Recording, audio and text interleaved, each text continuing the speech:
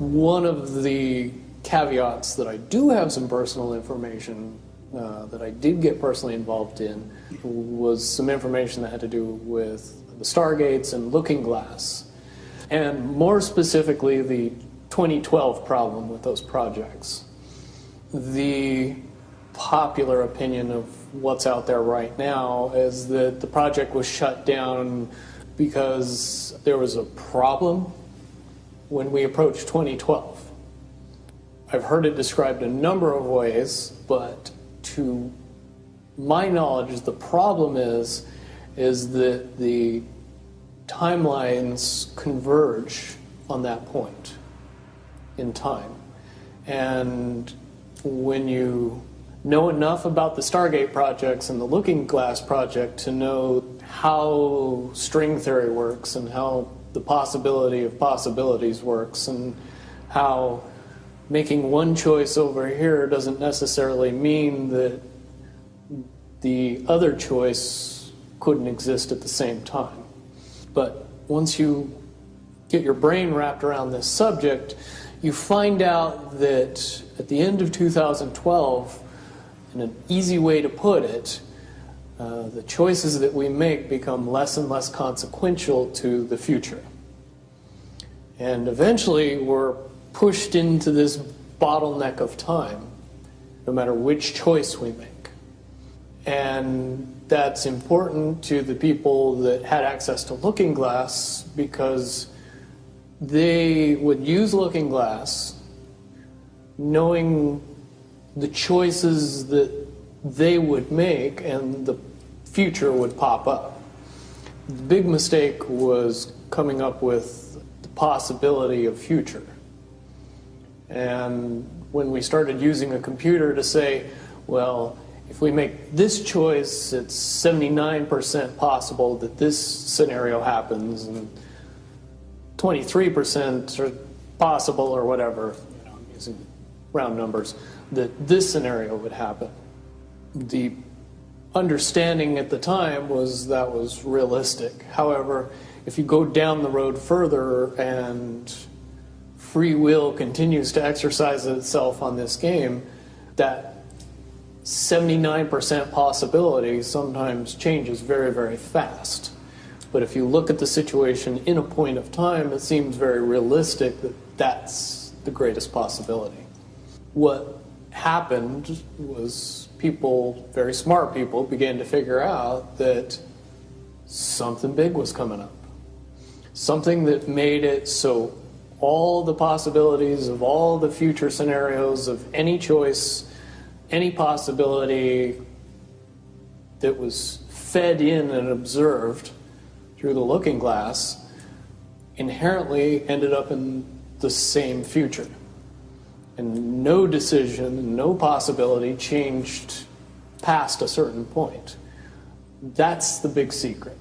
All possible timelines lead to the same basic set of history in the future. That is what sends everybody that has all of the information, that knows everything, into a blind panic.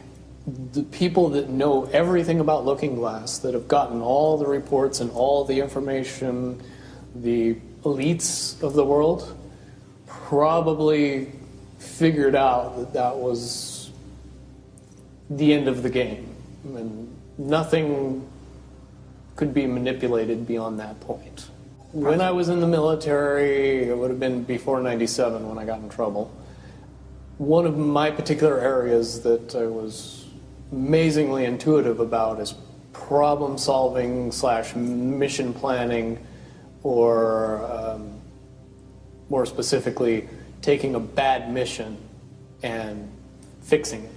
Certainly knowing how string theory and possible futures works makes it so you can work your mind very quickly to see the reality of what's happening and decide what decisions need to be made to change it for a particular outcome. At a certain point, after they're done hearing the computer tell them this is what's going to happen over and over and over and over again, all they become focused on is how do we fix it? What I do know is that I was called in and asked to solve this problem, this timeline contraction problem.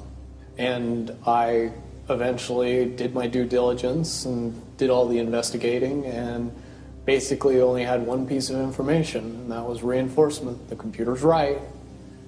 The timelines will contract down to some inevitable thing. There is an inevitable event. It's been forecast, it's been predicted, it's been fed to us in a slop trough of what they want us to believe will happen.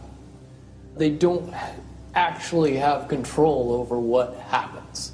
They only have control over the reaction, and it seems that no matter what they try to do to cause their desired reaction, it's going to have an opposite effect. Much, much easier for me to explain today what that process is as opposed to back then. If I had to give it a name, I would say it's the awakening process.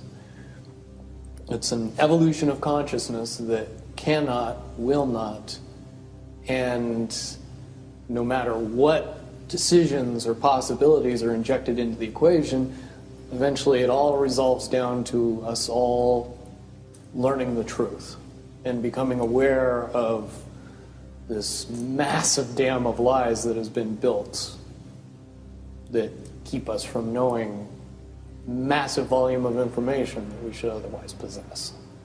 Essentially what happened with Looking Glass, not only did they not want people to use it anymore because they knew it was just going to burp out the same thing, but at the same time they didn't want anybody else to know what it was saying, I'm sure. Because that information was of a monumental concern when I was in the military about how to prevent this inevitability. Now, at first I thought it was end of the world. Now I see end of the world as end of their world. The biggest cherry on top of all this conversation would be a synopsis to say that if I could convince everybody out there that for all intents and purposes, what we believe to be true eventually becomes true. If somebody convinces us that a major disaster is going to happen in the very near future, a major disaster happens in the very near future. If we don't buy into that fear and accept that there's really nothing that we know is going to happen, and accept of whatever happens, that makes the convergence of the timelines happen as naturally as possible. Any attempts to try to go away from this one inevitable conclusion, I again see as a new beginning, an end of this reality, the beginning of something that we can't even possibly understand based on the level of our beliefs currently. But when all that information comes flooding out, there's going to be no denying what's true and what's a lie or what's illusion. Basically what we're experiencing right now is two master chess players sitting at the board. And one of them looks down at the board and sees that he's in checkmate in 7 moves. And he looks across at his opponent and he knows that his opponent sees it too. So there's no getting out of it. So at this point, the loser can only prolong the game. Both players know the game is over. It's only a matter of time before he does this, and then you're forced to do this, and then he's forced to do this, and eventually checkmate. We, as a race, if we could understand that the game is over, that based on the rules of the game, the bad guys have already lost, the good guys have already won. Yes, there's moves left on the table, but those moves are being forced by the player that is going to win. The only way that checkmate can't happen is if the player that's winning makes a mistake. But from all of the information that I've gathered, all of the information that's been given, all of the information that's been vetted to me, it seems pretty obvious that the good guy player on the side of the chessboard knows exactly what has to be done to win the game. And so at this point, any mistake would be all but impossible. But again, you really have to understand the game to know that the guy that's losing is lost. And I'm sure most people sitting watching a chess match between two advanced chess players know the game's over long after the two players know it's over, because they can't see the board and see that there's only 7 moves left.